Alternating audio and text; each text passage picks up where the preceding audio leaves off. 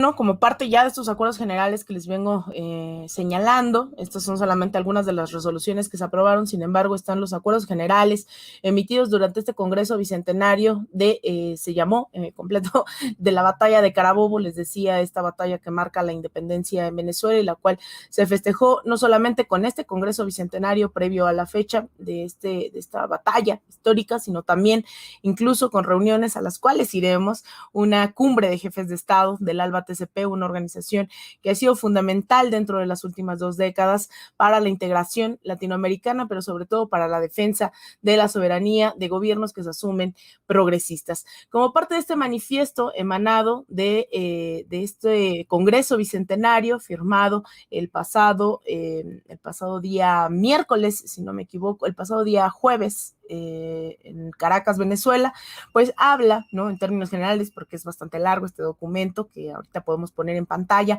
habla de esta crisis sistemática dentro de pues la humanidad.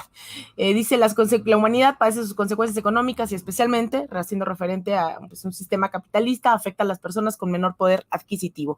La pandemia de COVID-19 potencia la crisis, incrementa los problemas sociales y evidencia las injusticias del dogma neoliberal.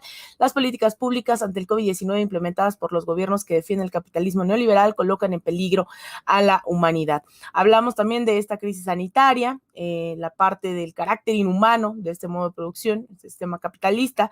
Habla también en términos ya geopolíticos del rol que ha tenido, por ejemplo, organismos como la OTAN, ataques militares, esta organización que es un brazo militar pues de los países europeos, del gobierno de Estados Unidos.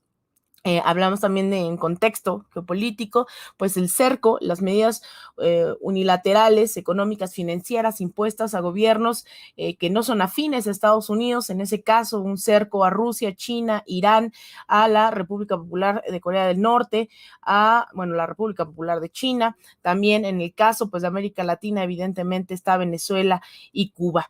En una segunda parte habla de las bases militares asentadas del Comando de Sur en América Latina y el Caribe, en el cual dice se desarrolla una trascendental batalla geopolítica. Hay en la segunda página de este acuerdo, dice la actualización de la doctrina Monroe es parte de un plan global que se expande por el mundo, transnacionales, mercenarios y servicios secretos despedazan África, barcos occidentales apoderan de Oceanía, un arco gigantesco de tensiones y conflictos va desde el Ártico hasta la península de Kamchatka, pasando por Hindú Kush y el Himalaya. Intentan balcanizar Eurasia, exterminar Siria y Palestina, derrotar a Irán, esclavizar el Índico, humillar a Vietnam y a la República Popular Democrática de Corea, encadenar a las Filipinas, remilitarizar Japón. Toda una planación para imponer la supremacía estadounidense sin considerar anhelos de las mayorías. La humanidad reclama una alternativa ante la destrucción del planeta, la explotación humana y las injusticias sociales del orden actual. Nuestra América se une a ese clamor, donde destacan las históricas movilizaciones masivas de los pueblos de Chile, Haití, Colombia y Brasil, esto unado al regreso del movimiento al socialismo a la Casa Grande del Pueblo de Bolivia en 2020, así como los recientes triunfos político-electorales en Chile, Perú y México.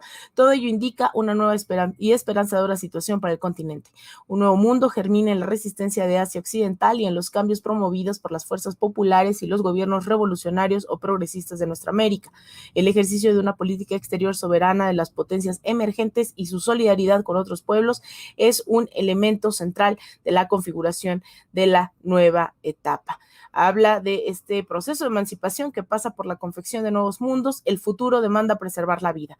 El Congreso Bicentenario de los Pueblos se inspira en este sueño, es un esfuerzo colectivo en función de la vida, una apuesta ante el colonialismo aún existente y por consiguiente acompaña las luchas de los pueblos por su soberanía.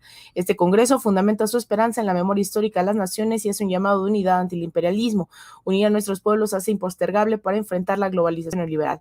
Se hace imprescindible trascender la solidaridad para desarrollar un internacionalismo militante capaz de coordinar las luchas, retomar la iniciativa desde una agenda de los pueblos y cambiar la correlación de fuerzas a su favor.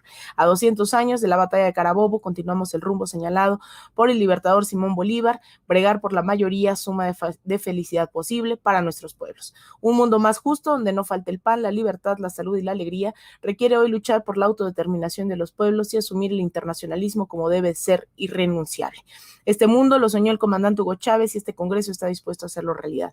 En ese contexto, el Congreso Bicentenario de los Pueblos del Mundo declara, bueno, ahí están estos acuerdos, acompañar todas las iniciativas tendientes a eliminar las patentes de las vacunas del COVID-19, impulsar la producción y la distribución de vacunas desde una racionalidad centrada en la defensa de la vida y, en consecuencia, avanzar hacia el logro de un plan de vacunación mundial con arreglo a la solidaridad, la equidad y la justicia social.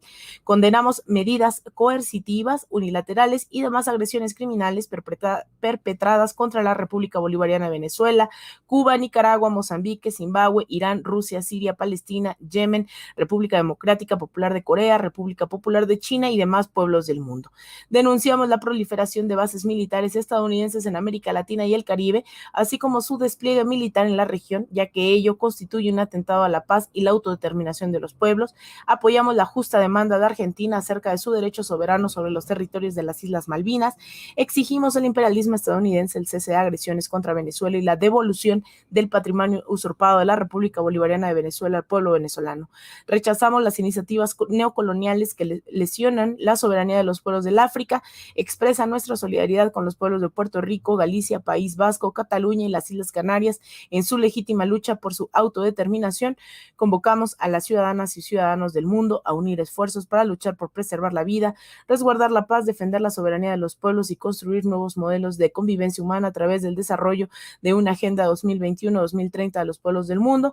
Igualmente, el Congreso Bicentenario acuerda desarrollar, a partir de las peculiaridades geográficas y de cada sector, esto hablando del sector, les decía yo, hubo un sector de mujeres, un sector de comunicadores, un sector de defensa del territorio, dice desarrollar un sistema de formación político-ideológico que articule las distintas experiencias concebidas por las organizaciones políticas y sociales participantes de este Congreso, articular los distintos esfuerzos y comunicacionales de los partidos políticos, movimientos sociales y demás organizaciones populares para la producción y difusión de contenidos en la plataforma de comunicación internacional Hugo Chávez, construir las delegaciones de comunicación por sector y naciones participantes del Congreso Bicentenario para su incorporación como estudiantes en los planes de la Universidad Internacional de la Comunicación, que tendrá sede en Caracas, Venezuela, crear y o fortalecer las estructuras organizativas y demás mecanismos de articulación aprobados en las mesas de discusión por los partidos políticos y sectores asistentes al Congreso Bicentenario a los fines de cumplir las agendas de lucha adoptadas en dichas mesas e implementar las decisiones asumidas en plenaria de este Congreso. Fundar un centro de pensamiento estratégico constituido de los partidos políticos y organizaciones sociales asistentes a este Congreso, capaz de construir una subjetividad acorde a la liberación de los pueblos del mundo y la emancipación de la condición humana. Esto fue aprobado en la ciudad de Caracas, cuna del libertador Simón Bolívar y capital de la República Bolivariana de Venezuela, a los 23 días del mes de junio del 2021. Estos fueron justamente los acuerdos que se llegan después de una serie de jornadas. Esto no comenzó solamente en estos días en Caracas, fue una serie de jornadas y de pláticas que se dieron en al menos los últimos 3 meses. Algunas de estas reuniones eran vía Zoom, las cuales se iba avanzando en fortalecer algunos de los, todos estos sectores que participamos en este Congreso Bicentenario. Como verán, hay un tema muy importante dentro de la discusión que tiene que ver con el tema de la comunicación. Y es que lo que hemos visto es que justamente muchos de estos temas a los que se llegan a acuerdos, tanto con Colombia, Palestina, con el caso de Cuba, con el caso de las medidas coercitivas, financieras, unilaterales impuestas por Estados Unidos, no salen en los grandes medios de comunicación. Simplemente en el caso de Venezuela son más de 200, por ejemplo, las llamadas sanciones que se han impuesto desde el 2017 a la fecha. Esto incluye el bloqueo de cuentas bancarias. Esto incluye el que ciertas personas del gobierno de Venezuela no puedan transitar por Europa, por la Unión Europea, no puedan transitar por Estados Unidos. El hecho de que se limite, por ejemplo, a la aerolínea venezolana Conviasa, esta tiene muy limitados los vuelos. De hecho, deben saber que México es uno de quienes ha puesto, de alguna forma decirlo, se ha revelado, así sea, lo mínimo, pero también es bastante significativo contra Estados Unidos en ese tema de Venezuela. Conviasa hace escalas, ha llegado a hacer escalas en Toluca. Ahora para ir a Venezuela se puede ir a través, por ejemplo, de Cancún, también de República Dominicana. en el caso de Estambul, en Turquía, son muy pocas las líneas muy pocos los países que permiten estos vuelos de Venezuela hacia Caracas. Es parte de este bloqueo económico financiero. Estas sanciones también incluyen el hecho de que no se pueda comerciar con Venezuela comida, medicinas o incluso algo bastante grave como lo es en la pandemia, no se permitía hasta después, da la presión también de varios grupos dentro y fuera de Estados Unidos que se visibilizaron estas acciones del gobierno, en este caso ya de la administración de Joe Biden, permitieron el comercio de algunas de las vacunas hacia Venezuela. Sin embargo, pues también el hecho de este bloqueo financiero impide que se le devuelvan los activos totalmente robados, eso hay que decirlo, ¿no? Porque en algunos momentos hablan de este embargo hacia Venezuela, como le han dicho al bloqueo económico financiero hacia Cuba durante más de 6 décadas, en realidad es un bloqueo y un robo por parte del gobierno de Estados Unidos hacia Venezuela. Ustedes recordarán, aquí también hablábamos de lo que implicó esta empresa Citgo, que era una refinería, una empresa que vendía gasolina, una empresa venezolana que vendía gasolina y petróleo también en Estados Unidos. Sin embargo, el gobierno de Estados Unidos, a partir de este golpe tan visible como lo fue, o este intento de golpe de Estado, como lo fue la participación de un personaje como Juan Guaidó, roba esta empresa y se la da a Juan Guaidó y a sus amigos en Estados Unidos para que hagan con ese dinero, esos ingresos, lo que quieran, para que tengan esto a sus anchas, y pues eso implicó evidentemente la disminución de ingreso de divisas, de ingreso de dinero hacia el gobierno de Venezuela, además de la retención de miles de millones de dólares en la Reserva Federal de Nueva York, que también los pusieron a disposición de Juan Guaidó, que hoy no gobierna absolutamente nada y que la gente también está cansada. Y de hecho, una de las cosas que también me permití testificar, ser testigo de ello en Venezuela, es este cansancio por parte de la población de las acciones de Juan Guaidó y sus amigos, porque son eso, esta mafia venezolana actuando desde Estados Unidos y buscando implementar más sanciones hacia el mismo pueblo, que hoy se ve con dificultades, por ejemplo, el acceso a gasolina cuando tenían sus propias refinerías en Estados Unidos, cuando tenían sus propios ingresos. Ahora la gasolina se ha vuelto un tema bastante importante en Venezuela. De hecho, hace unos meses unas semanas veíamos como buques iraníes con gasolina llegaron a Venezuela. Eso ha minorado bastante la situación. Sin embargo, todavía sigue bastante complicada la situación de los hidrocarburos en Venezuela.